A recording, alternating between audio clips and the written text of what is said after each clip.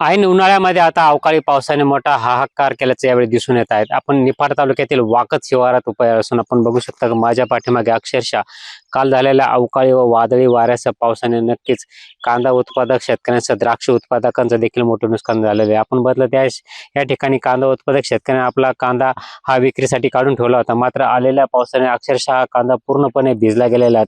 आपल्यासोबत हेच कांदा उत्पादक शेतकरी, काय सांगाल की काल पाऊस झाला, काय परिस्थिती होती? आमच्याकडे परवा थोडा पाऊस झाला, पण काल इतका अवकाळी पाऊस, अचानक पाऊस आला. आम्ही कांदे काढत होतो. कांदे काढता काढता लगेच पावसानं सुरुवात केली. अचानक निम्मे कांदे काढले. ते कापायचे सुद्धा कापता सुद्धा आले नाही. पावसानं लगेच घाई करून आम्हाला बाहेर निघावं लागलं. काय परिस्थिती अगोदरच आणि मार्केट मार्केटची परिस्थिती अशी का, अगोदर हे मार्चंटचं नाटक सांगून 8 दिवस मार्केट बंद होतं. आता मार्केट चालू झालं तर पावसानं याच्यामध्ये फार मोठं आम्हाला शेतकऱ्यावर संकट आणलं.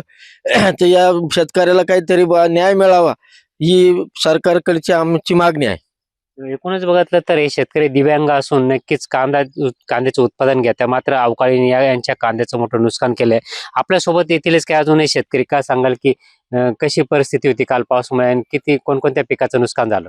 पाऊस इतका अचानक आला की कुठं म्हणजे काही सूचना असं झालं. कांदा काढणीचं काम चालू होतं, एक तर सरकारचा कलथान कारभार, मार्केट बंद आणि कांद्याला तर अजिबात भाव नाही म्हणे. म्हणजे भावच नाही अजिबात कांद्याला. पगार कसा करायचा लेबर लोकांचा, किंवा गहू, कांदे, द्राक्ष, सगळ्या पिकांचे नुकसान झाले. मका पण नुकसान झालेलं आहे.